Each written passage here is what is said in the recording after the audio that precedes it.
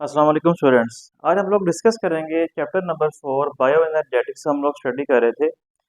Previous lecture के अंदर हम लोगों ने स्टडी किया था इलेक्ट्रॉन ट्रांसपोर्ट चेन को, और उसके अंदर हमने देखा था कि इलेक्ट्रॉन जो थे वो माइटोकॉन्ड्रिया की जो मेम्ब्रेन थी उसके अंदर वो इलेक्ट्रॉन ट्रांसपोर्ट चेन में किस तरह जो थे वो ट्रांसपोर्ट हुए थे, और उनसे जो है ना वो एनर्जी रिलीज हुई थी। यहाँ पे हम ये देखेंगे कि इलेक्ट्रॉन ट्रांसपोर्ट चेन के दौरान जो एनर्जी रिलीज होती है इलेक्ट्रॉन से, वो वो एनर्जी जो है ना एटीपी को बनाने में किस तरह यूज होती है और एटीपी किस तरह बनती है। इसको हम नाम देते हैं मैकेनिज्म ऑफ केमियोस्मोसिस। इसमें जो हमारे पास हाइड्रोजन के आयंस हैं वो हमारे पास समझ लें एक केमिकल है, हाइड्रोजन के आयंस, ठीक है ना। हाइड्रोजन की आयंस की जो है ना वो ऑस्मोसिस होगी, जिसकी वजह से जो है वो एटीपी जनरेट होगी। तो इसीलिए इसका हमने नाम क्या रख दिया, हमने इसका नाम रख दिया केमियोस्मोसिस। ठीक है, और इसमें केमियोस्मोसिस में एटीपी की जो है वो फॉर्मेशन होती है। तो हम इसको देखते हैं कि ये सारा प्रोसेस किस तरीके से होता है। यहाँ पे आप देख सकते हैं कि ये आपको जो है ना मेम्ब्रेन नजर आ रही है माइटोकॉन्ड्रिया की। ठीक है, माइटोकॉन्ड्रिया की जो है ये वाली इनर मेम्ब्रेन है, ठीक है। और ये वाली जो आपको स्पेस नजर आ रही है इसको बोलते हैं इंटर मेम्ब्रेन स्पेस, यानी कि इसके बाहर यहाँ पे माइटोकॉन्ड्रिया की आउटर मेम्ब्रेन है, और ये वाली माइटोकॉन्ड्रिया की इनर मेम्ब्रेन है। और ये उसके बीच में जो स्पेस होती है ये वो स्पेस को दिखाया गया है जिसको हम बोलते हैं इंटर मेम्ब्रेन स्पेस, जो माइटोकॉन्ड्रिया की दोनों मेम्ब्रेन के बीच में खाली जगह है। अब अंदर वाली जो मेम्ब्रेन मेम्ब्रेन है ना माइटोकॉन्ड्रिया की, इसके अंदर लगे होते हैं कॉम्प्लेक्स नंबर, ये 1 लगा हुआ है, कॉम्प्लेक्स नंबर 2 लगा, कॉम्प्लेक्स नंबर ये वाला यहाँ पे 2 है, कॉम्प्लेक्स नंबर ये 3 लगा हुआ है, कॉम्प्लेक्स नंबर ये 4 लगा हुआ है। इनके हम नेम्स को प्रीवियस लेक्चर में स्टडी कर चुके हैं। इसका नाम था NADH डिहाइड्रोजिनेस कॉम्प्लेक्स, इसका नाम था हमारे पास FADH2 डिहाइड्रोजिनेस कॉम्प्लेक्स, इसका नाम था साइटोक्रोम रिडक्टेज कॉम्प्लेक्स, और इसका नाम था साइटोक्रोम ऑक्सीडेज कॉम्प्लेक्स।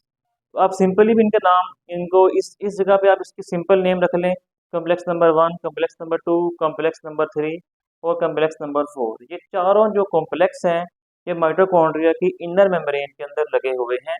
अच्छा, इनसे क्या होता था, NADH का जो मॉलिक्यूल था ये मैट्रिक्स के अंदर था, और मैट्रिक्स जो माइटोकॉन्ड्रिया के अंदर वाला लिक्विड होता है, फ्लूइड होता है, उसको बोलते हैं माइटोकॉन्ड्रिया के मैट्रिक्स में NADH था। NADH को कन्वर्ट कर दिया गया NAD में, इसकी हुई है यहाँ पे NADH की क्या हुई है, इससे हाइड्रोजन का रिमूवल हो गया तो इसकी ऑक्सीडेशन हुई है, ठीक है ना। तो NADH की जब ऑक्सीडेशन हुई तो ये कन्वर्ट हो गया NAD में। इसका जो हाइड्रोजन था ना उसको इस कॉम्प्लेक्स नंबर 1 ने इस हाइड्रोजन को पंप कर दिया बाहर की तरफ, इसको प्रोटॉन पंप कहते हैं, ठीक है ना। इस कॉम्प्लेक्स ने किया ये वाला काम, और यहाँ से जो हाइड्रोजन रिलीज होंगे FADH जो है 2 है ये FAD में कन्वर्ट होगा, और इसके जो हाइड्रोजन होंगे ये वाले H2 वाले FADH2 वाले, इन हाइड्रोजन को भी कॉम्प्लेक्स नंबर जो 3 है वो यहाँ से माइटोकॉन्ड्रिया के मैट्रिक्स में से इंटर मेम्ब्रेन जो स्पेस है उसके अंदर ट्रांसफर कर देगा, पंप कर देगा। यानी कि यहाँ पे प्रोटॉन्स की या हाइड्रोजन आइंस की पंपिंग हुई है माइटोकॉन्ड्रिया के मैट्रिक्स से इंटर मेम्ब्रेन स्पेस के अंदर।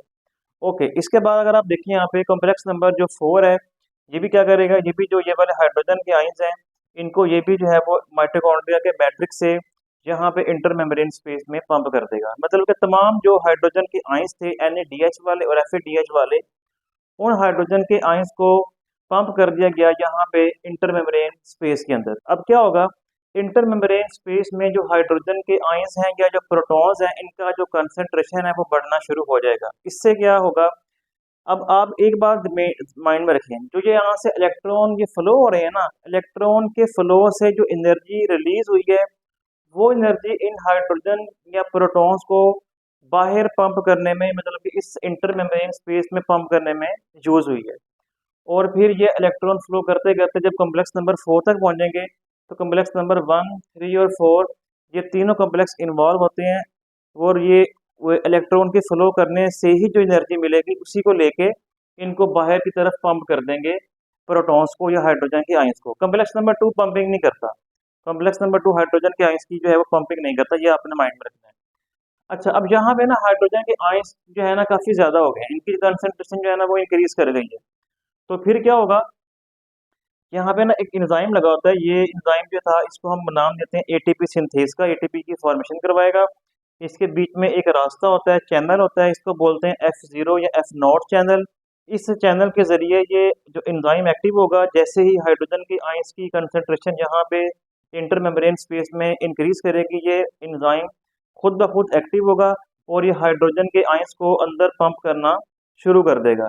जैसे हाइड्रोजन जो है वो हाई कंसंट्रेशन से लो कंसंट्रेशन की तरफ मूव करेंगे, तो क्या होगा, एडीपी के साथ फॉस्फेट को जोड़ दिया जाएगा और एटीपी की फॉर्मेशन होगी। एडीपी के साथ फॉस्फेट को अटैच करने के लिए एनर्जी की ज़रूरत पड़ती है। ये एनर्जी कहाँ से आएगी? ये एनर्जी जब हाइड्रोजन की आयंस यहाँ से इंटरमेम्ब्रेन स्पेस से यहाँ पे माइटोकॉन्ड्रिया के मैट्रिक्स में आएंगे, तो इनसे भी एनर्जी रिलीज होगी। इसी एनर्जी को यूज़ करते हुए एडीपी के साथ फॉस्फेट को बाइंड कर दिया जाएगा और यहाँ पे क्या बन जाएगी, एटीपी की फॉर्मेशन हो जाएगी। तो ये था प्रोसेस, और इसी चीज़ को हम नाम क्या देते हैं, केमियोस्मोसिस का, क्योंकि यहाँ पे ये हाइड्रोजन एक केमिकल है और इसकी मेम्ब्रेन में से जो है वो हाई से लो ऑस्मोसिस हो रही है, ट्रांसफर हो रहा है। ठीक है जी, तो इसी को हम नाम देते हैं कि ऑस्मोसिस है, केमिकल है हाइड्रोजन एक, तो ये नाम बन जाता है chemiosmotic synthesis of ATP during the electron transport chain. ये इलेक्ट्रॉन ट्रांसपोर्ट चेन या रेस्पिरेशन जो है उसके अंदर एटीपी बनती है। ये वो फोटोसिंथेसिस वाली एटीपी नहीं है, फोटोसिंथेसिस के अंदर भी एटीपी बनती थी, वो हम पढ़ चुके हैं, उसके अंदर भी केमियोस्मोसिस थी, लेकिन वो और चीज़ है।